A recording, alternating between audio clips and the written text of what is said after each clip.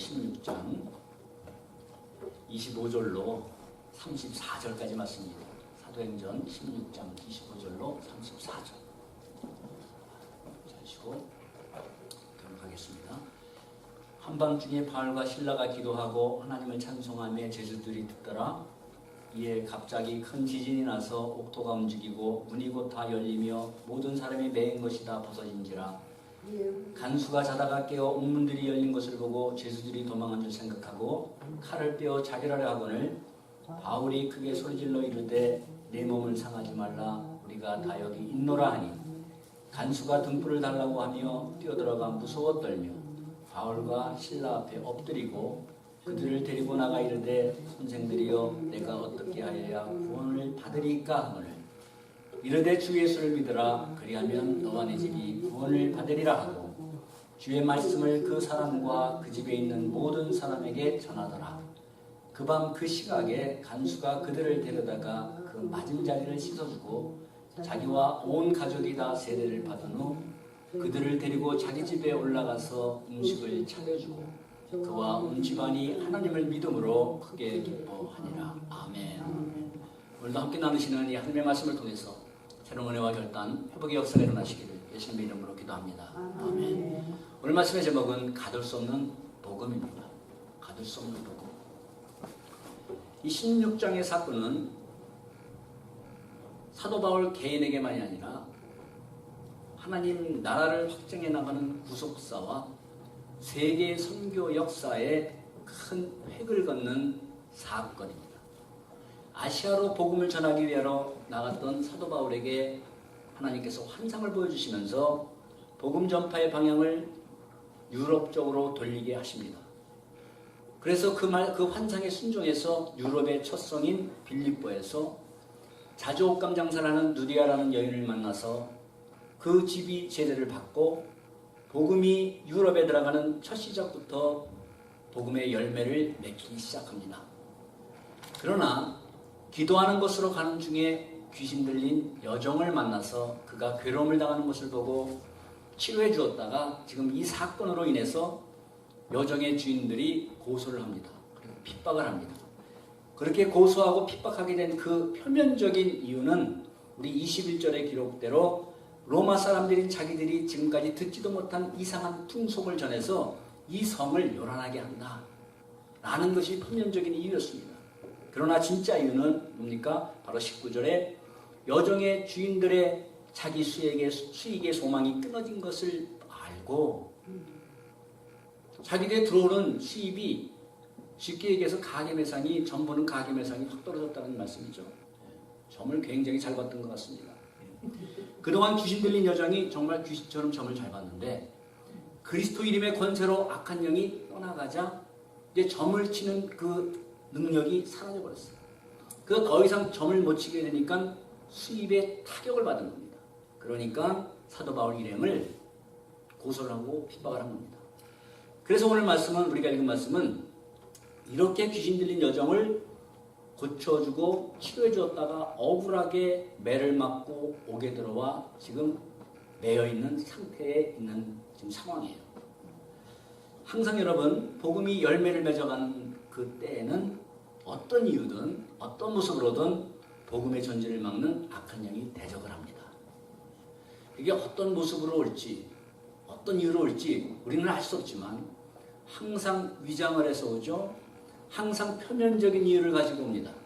그러나 우리는 표면적인 이유를 봐서는 안 되며 그 속에 이면에 깔려있는 복음을 대적하려는 악한 영의 괴를 바라봐야 됩니다. 그럼에도 여러분 이 바울과 신라는 억울함과 분노가 아니라 지금 감옥 안에서 뭐라고 있어요? 25절에 기도와 찬송을 하고 있는 겁니다. 한밤중에 바울과 신라가 기도하고 하나님을 찬송하며 여러분 혹시 남에게 좋은 일을 했다가 오히려 어려움을 당하고 오해를 받은 경험들이 있으세요? 남을 도와주려 했다가 우리는 살아가면서 그런 경우들이 많이 있습니다. 교회를 충성되게 섬겼는데 오히려 비난을 받을 수도 있습니다. 하나님의 말씀에 순종했음에도 불구하고 오히려 손해를 볼 수가 있습니다. 그럴 때 여러분 우리의 마음은 어떻습니까? 그럼에도 불구하고 주님 앞에 기도하고 주님을 찬양할 수 있겠습니까? 그럼에도 불구하고 오늘 성경 말씀이 우리에게 주시는 분명한 영적 원리가 있습니다. 그것은 첫 번째 뭐냐면 상황과 조건을 뛰어넘어 믿음을 보일 때 주님은 그 믿음에 반드시 응답하신다라는 겁니다. 아멘. 상황이 어떻든 조건이 어떻든 그런 거 상관없이 주님을 향한 믿음을 보일 때 주님은 그 믿음에 대해서 응답하시는 주님이죠. 여러분, 억울함과 분노와 절망이 나올 수밖에 없는 상황 가운데서도 하나님을 향한 믿음을 보일 때 주님은 그 믿음에 응답하신다는 말씀입니다. 믿음은 하나님이 우리에게 주신 은혜의 선물이지만 그 믿음을 가지고 하나님께 영광을 돌리는 일은 우리의 몫입니다. 그건 우리가 할 일이에요. 믿음은 은혜로 하나님이 주십니다. 그러나 주님께 그 믿음을 사용해서 영광을 돌리는 일, 그 믿음을 사용해서 그 상황 가운데서 그 조건 가운데서 하나님의 뜻을 이루어가는 그 일은 바로 우리가 할 일입니다. 만약에 이 바울과 실라께서 하나님이 주신 그 믿음을 사용하지 못했다면 그들은 옥에 들어가서 분명하게 이렇게 불평하고 억울했을 겁니다. 나는 아시아 쪽으로 가려고 했는데 하나님이 환상 중에 말씀하셔서 막으셔서 저 마게도니아 쪽 유럽 쪽으로 가게 해서 순종해서 왔는데 이게 뭐야? 순종했는데 매 맞고 감옥에 갇히고 하나님이 정말 이리로 가라고 하신 것 맞아? 이것이 순종의 결과야? 분명히 그랬을 겁니다. 또 이런 말도 했었을 거예요.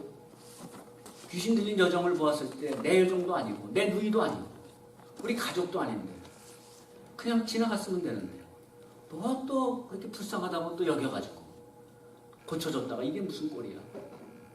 그렇잖아요? 다시는 남의 일에 끼어들지 말아야지. 괜히 끼어들었다가 괜히 좋은 일 했다가 세상 말로 오지랖 넓게 했다가 이게 뭡니까? 이게 일반적인 반응일 거예요. 그렇죠? 이해가 가시고 동의가 되시죠? 우리가 이런 상황을 만났다면 여러분 어떤 반응이 나왔을까?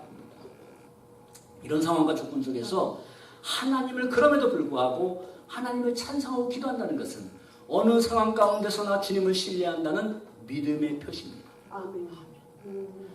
매를 맞고 사슬에 매여 있고 착고가 채워진 채로 옥에 갇혀 있는 이 상황 가운데서도 주님은 이 억울한 상황을 다 아시고 지금 이 상황 가운데서도 우리를 능히 보호하시고 인도하시고 보호하신다는 믿음의 증거예요. 기도와 찬송한다는 것. 여러분, 그 믿음에 응답을 안 하실 수가 없는 하나님이십니다.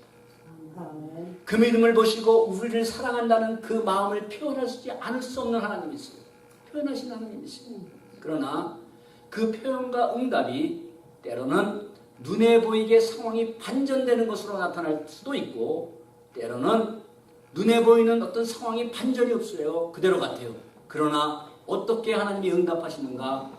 그런 경우에는 하나님이 우리의 심령에 평안함과 담대함과 확신을 주심으로 나타내 보일 때가 있다는 것을 믿으시기 바랍니다. 아멘. 억울하게 감옥에 앉아있는데 평안해요. 분노가 일어나지 않아요. 하나님의 뜻이 있겠지. 이 상황 가운데서도 하나님이 보호하시겠지 하는 그런 평안함이 일어나요.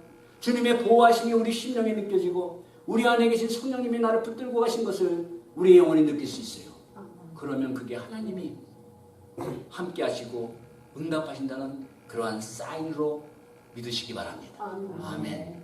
이 모두가 내가 내 믿음을 보았노라 하시는 주님이 주시는 증거요 사인입니다. 그리고 응답입니다. 이렇게 여러분 바울과 실라가 옥에서도 하나님께 기도하고 찬송하는 그 믿음에 하나님은 응답하십니다. 그게 바로 26절 말씀입니다. 기도하고 찬송했어요. 그랬더니 갑자기 지진이 일어나서 옥토가 움직이고 문이 열리고 모든 사람들의 매인 것이 다 벗어진지라. 하나님의 기적적인 응답이 일어났어요. 사랑하는 여러분, 하나님의 뜻대로 순종하고 선한 일을 할지라도 오해와 고난을 받을 수가 있습니다. 그러나 이 모든 상황을 아시는 하나님이 계시기에 이 상황을 통해 이루시려는 하나님의 선한 뜻이 있다는 그 믿음만 있다면, 그 믿음이 있다면 절망할 수밖에 없을 상황일지라도 그 믿음을 가진 자는 하나님의 전능하심을 믿고 기도와 찬송으로 우리의 모든 상황을 주님께 의탁할 수 있습니다. 아멘. 그럴 때 하나님은 우리의 그 믿음을 보시고 그 믿음을 보시고 하나님의 지혜와 하나님의 방법으로 모든 이 상황 가운데서 역사하신 줄 믿으시기 바랍니다. 아멘. 사람은 여러분 이렇게 동일한 환경과 조건 가운데서는 딱 두 가지 반응으로 갈립니다. 두 가지 반응이에요. 창조적인 반응과 파괴적인 반응, 긍정적인 반응과 부정적인 반응, 찬성과 불평, 기도하는 자와 원망하는 자, 탄식하는 자와 그럼에도 불구하고 하나님을 찬양하는 자. 이것이 여러분 어디에서 차이냐면 바로 그 사람의 성격도 아니고 그 사람이 살아온 그거는 조그만 부분이에요. 근본적으로 그것은 믿음의 성숙도의 차이입니다. 그리고 불신앙과 신앙의 차이.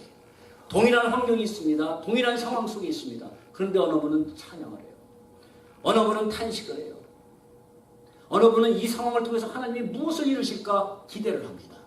그리고 이 어려운 고난을 통해서 하나님께 나를 어떻게 단련시키시고 강하게 하실까 그것을 바라봅니다.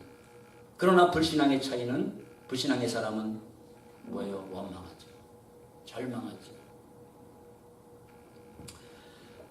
세우는 역할이 아니라 파괴하는 역할을 합니다. 가장 먼저 그럴 때 누가 파괴되는지 아세요? 남이 파괴되는 게 아니에요. 자기 자신이 파괴됩니다. 내 신명이 파괴됩니다. 여러분 성숙한 믿음으로 하나님의 응답을 체험하며 살아가는 교회와 우리의 삶이 되기를 소망합니다. 아멘. 두 번째로 기도의 응답의 목적은 바로 하나님의 뜻이 이루어집니다라는 겁니다. 저와 여러분들에게 기도의 응답을 주십니다. 그것은 궁극적인 목적은 하나님의 뜻을 이루게 합니다. 하나님께서 우리에게 회복을 주세요. 우리의 건강을 회복시켜 주세요. 이 물질의 가난함에서 어려움에서 회복시켜 주세요. 관계에서 회복시켜 주세요. 모든 문제에서 회복시켜 주세요 라고 간구할 때 이 모든 회복의 궁극적인 목적은 내가 회복이 되는 것이 아니라 그 먼저 그것이 끝이 아니라 바로 회복된 나를 통해서 하나님의 영광을 드러내는 일이에요. 아멘. 나를 회복시켜서 회복된 나로부터 주님 감사합니다. 끝. 그게 아니라 회복된 나를 통해서 하나님이 쓰시고 하나님의 뜻 가운데로 세우기 위함이라는 사실입니다.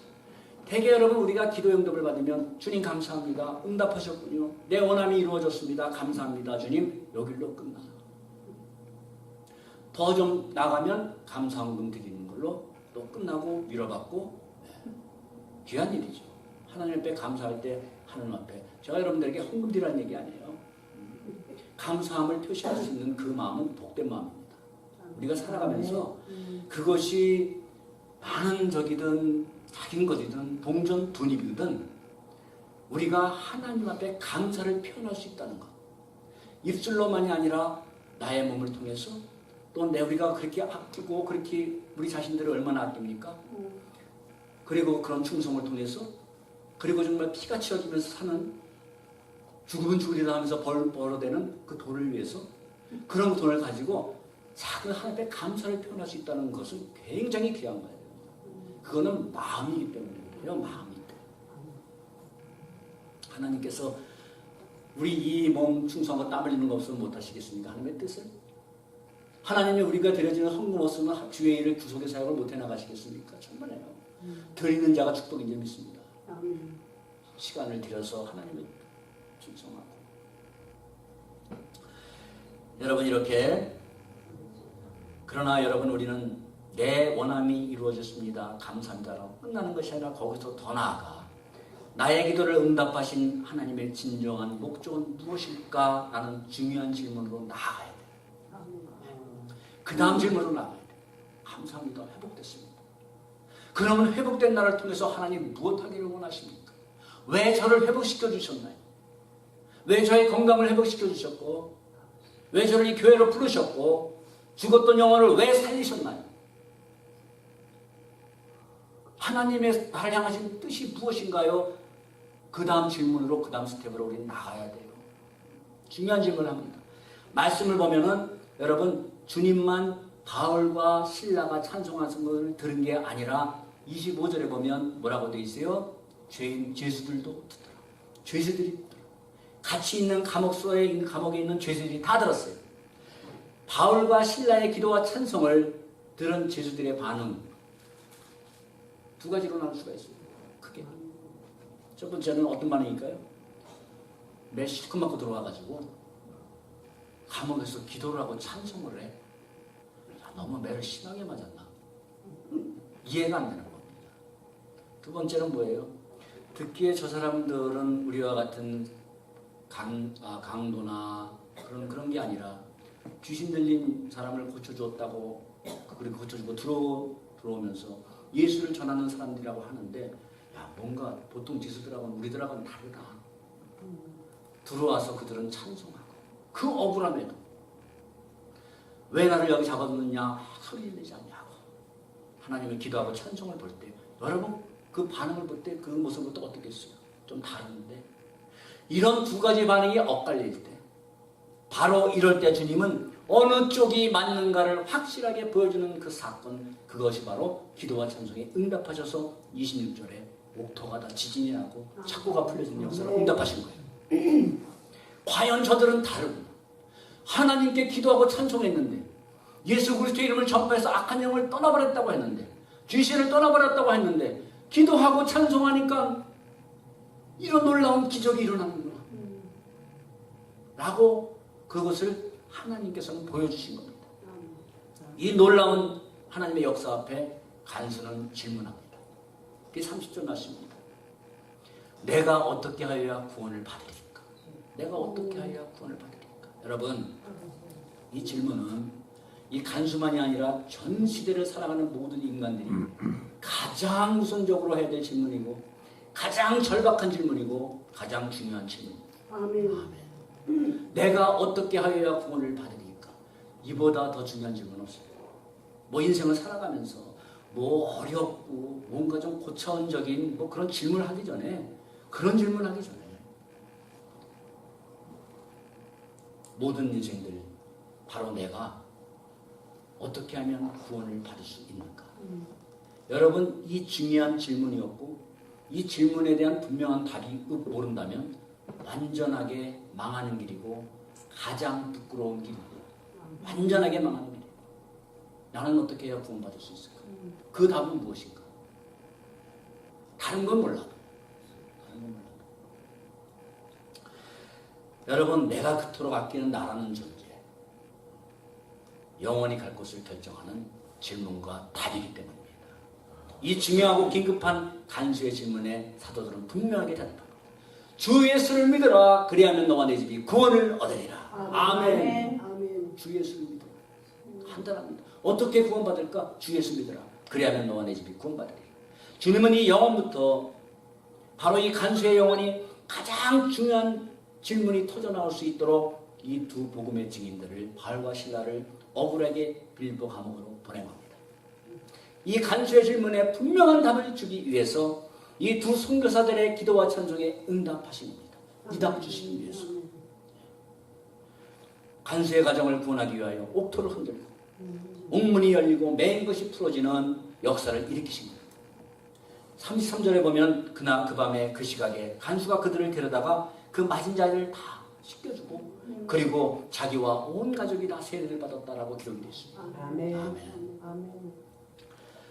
바울과 실라는 정말 억울한 상황으로 인해서 결코 자신들이 원하지 않는 감옥이라는 장소에 갇혔지만 그러나 하나님은 그 상황과 장소를 하나님의 뜻과 그 목적을 이루시는 최선의 장소, 최상의 상황으로 바꾸신 하나님을 찬양합니다. 아멘. 아멘.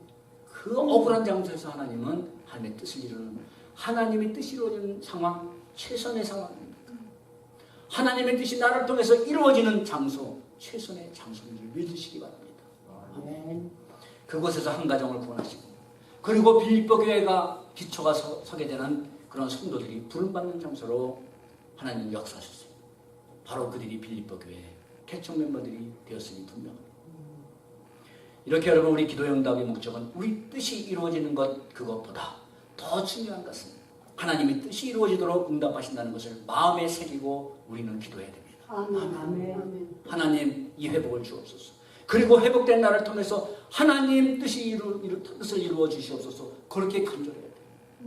이 문제를 해결해 주옵소서. 거기서 끝나지 말고 해결해 주시옵소서.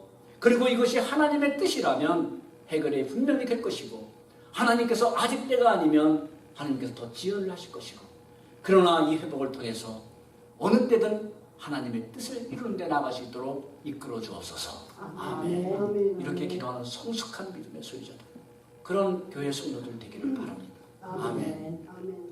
여러분, 누구나 편안하고 풍요로운 곳에서 정말 하나님의 뜻을 이루어가는 인생을 다 살고 싶습니다. 그죠? 신앙생활을 하면서도요, 고난받으면서 손해보면서 막 이렇게 하고 싶은 분이 누가 있겠어요? 다 좋은 환경에서 편안하게, 그런데도 하나님께 쓰임받는 인생, 이거 누가 싫어하겠습니까? 그러나 여러분, 모세는 그 화려한 왕궁보다 적박한 광야가 하나님의 뜻을 이루는 최선의 장소였습니다.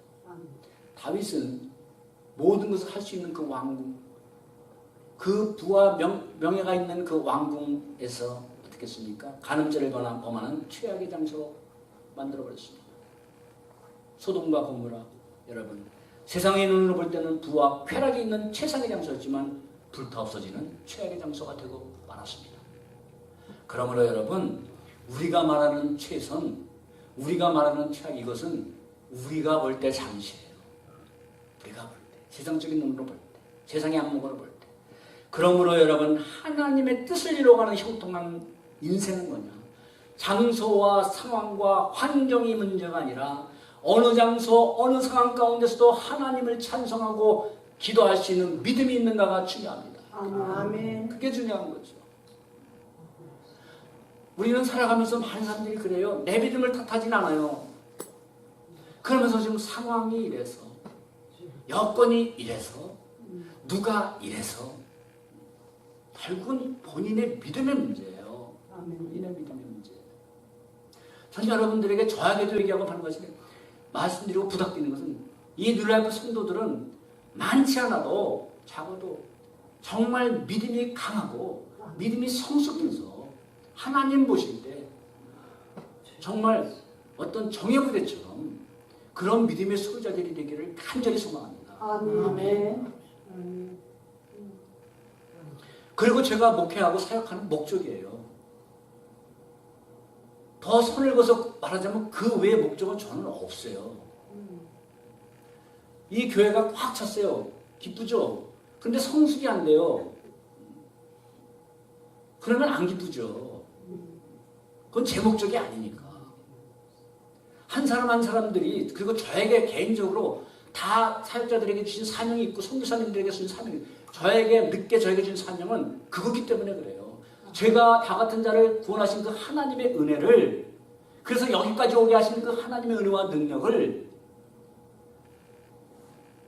전해서 그 말씀의 은혜와 능력과 지극히 풍성한 은혜가 무엇인가를 전하고, 그 능력이 얼마나 지극한 것을, 큰 것인 것을 전해서 정말 그 은혜 속에 살고 능력 속에 사는 한 사람 한 사람이 되는 거, 그겁니다. 그러니까 다른 게 부족해도 행동 부족하고, 저는 경험이 많지 않으니까 많이 부족해요. 그러나 저 한 목사님은 저거 하나로 가는 사람이다 라고 그냥 믿고 봐주세요. 아멘. 그게 기쁨입니다. 그러고 있습니다. 그러니까 여러분, 정말 여러분들하고 우리 만남들은 그래요. 사실 누가 장담할 수가 없잖아요. 언제까지 제가 우리 이 교회를 섬기고 또 여러분들이 또 저 앞에서 제가 말씀을 전하고, 그건 누구도 장담할 수가 없어요. 그거는. 그러나 그날까지 이 다음 목사님 오셔도 이 교회가 사람 많지 않아도 믿음들이 좋구나, 훈련이 잘 돼 있구나, 정말 하나님을 사랑하는 사람들이구나, 나는 그런 칭찬을 받을 수 있다면 개척교회 목사로서 가장 최고의 기쁨 아니고 자랑 아니겠습니까? 많은 사람을 갖다가 불렀는데 그냥 맨날 떠나자마자 막 싸움 나고 뭐 하고 그래봐요. 그것처럼 부끄러운 게 어딨어요. 여러분, 이렇게 여러분, 우리의 정말 모든 것은 우리가 성숙한, 모든 상황을 통해서 성숙하고 강한 하나님의 백성들이 되게 하는 거예요. 그러므로 여러분, 가장 중요한 문제는 상황의 문제가 아니라는 말씀입니다. 환경의 문제가 아니에요. 그런 상황 가운데서도 하나님을 끝까지 신뢰할 수 있는가, 끝까지 하나님의 역사를 기대할 수 있는가. 바로 이 믿음은 문제와 상황 앞에서 어떤 반응이 나오는 것을 결정하는 아주 그것이 핵심이기 때문에 그 믿음이 과연 어떤 반응을 하는가에 나올 수 있는 능력이에요. 그리고 이 믿음은 하나님의 뜻을 이루어가고 응답을 가져오는 능력이기 때문에 그래요. 네, 믿음은 25절 말씀을 보면 한밤중에 바알과 실로가 기도하고 산성함에 제수들이 듣더라. 하나님이 행하시는 역사를 다 놀라운 역사를 보았습니다. 간수만 본 게 아니에요. 그런데 16장 사건을 보면 아예 사도행전 전체를 보면 제수들도 듣더라 하는데 제수들의 반응과 제수들의 모습이 기록이 전혀 안 돼 있어요. 제수들도 그들도 들었어요. 무슨 의미가 담겨 있을까요? 간수와 제수들이 동일한 하나님의 역사를 보았지만 간수는 내가 어떻게 하여야 구원을 받을까? 라는 중요한 질문을 했습니다. 그리고 예수를 믿어라. 그리하면 구원을 받으리라는 분명히 그 영혼이 살아나는 가장 중요한 해답을 얻었습니다. 그런데요, 제수들은 아무 그게 없어요. 반응이 완전히 달랐어요. 제수들은 그 엄청난 기적을 보고 그들도 놀라고 두려워했을 겁니다. 당연하겠죠? 그러므로 여러분, 신기하고 놀라운 것 봐도 내가 어떻게 구원을 얻어야 있습니까? 라는 대한 진지한 질문과 주 예수를 믿어라. 그리하면 너와 내 집이 구원을 얻으리라는 유일한 답을 얻지 못하면 아무리 옥토가 지진이 나고 내 앞에서 바위가 터지고 아무리 신기한 것을 봐도 결코 구원받을 수 없다는 말씀입니다. 결코 구원받을 수 없습니다. 이 질문은 바로 저와 여러분들이 바로 내가 다시 오늘 이 시간에 물어야 될 질문이고 바로 내가 듣고 내가 믿어야 할 답입니다. 바로 다른 사람이 아니라 그 질문에 대한 분명한 답을 저와 여러분들이 얻었다면 그 다음 단계는 뭐냐면 32절입니다. 주의 말씀을 그 사람과 그 집에 있는 모든 사람에게 전하더라. 아멘. 아멘. 주 예수 믿으라. 그러면 너와 내 집이 구원 얻으리라 하고 끝이 아니라 주의 말씀을 그들에게 전파했습니다. 여러분, 만약에 어떻게 하면 구원 얻을 수 있을까라는 질문에 주 예수 믿으라 구원받는다 라는 답만 주었다면, 그렇다면 여러분 그 믿음이 그대로 이루어질 수가 있겠습니까? 예수님 믿어. 그러면 구원받아. 네, 믿겠습니다. 네, 믿습니다. 그러면 구원입니까, 여러분? 이 말씀은 이 32절 말씀을 보면서 적극적으로 모든 말씀을 그러지만 참 저에게도 새롭게 주시는 하나님의 메시지였습니다. 이 말씀은 구원을 주는데 매우 중요한 원리가 담겨 있는 거예요. 만약 믿지 않는 누구가 한테 예수 믿으세요? 구원받았습니다. 나는 분명한 답을 주었어요. 그게 끝이 아니라는 겁니다. 그러면 예, 믿겠습니다. 예, 믿습니다. 그게 구원이 아니라는 것입니다. 늘 말씀드린 대로 믿음의 대상과 믿음의 내용을 바로 알지 못하고 믿는다고 하는 것은 진정한 믿음이 아니에요. 믿음은 들음에서 나며 들음은 그리스도의 말씀으로 말미암느니라.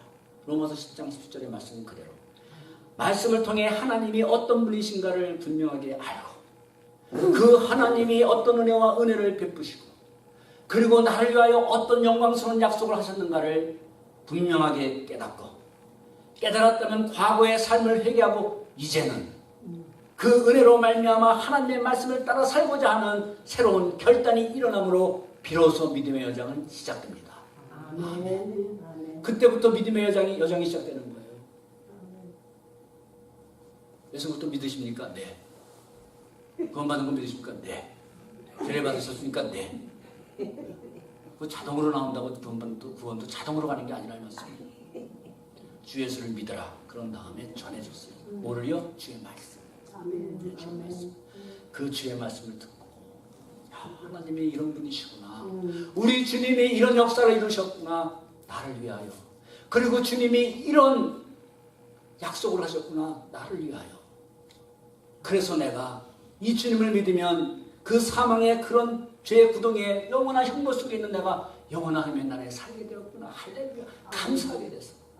그 은혜를 모르고 산 지난날의 삶을 회개하고 그 은혜가 너무 감사해서 이제는 하나님 보잘것없는 인생이지만 가진 것도 없고 건강도 좋지 않지만 세월도 많이 갔지만 그러나 이제라도 하나님 앞에 하나님 기쁘시는 삶을 살겠습니다 라는 새로운 결단이 있을 때 그때부터 믿음의 여정이 시작된다 이 말씀이에요. 아멘. 마태복음 28장 20절에 내가 너에게 분부한 것을 가르쳐 지키게 하라. 가르쳐 지키게 하라. 주님이 명령하셨어요. 그러므로 여러분 우리는 전도에서 교회로 불러오는 것 중요합니다.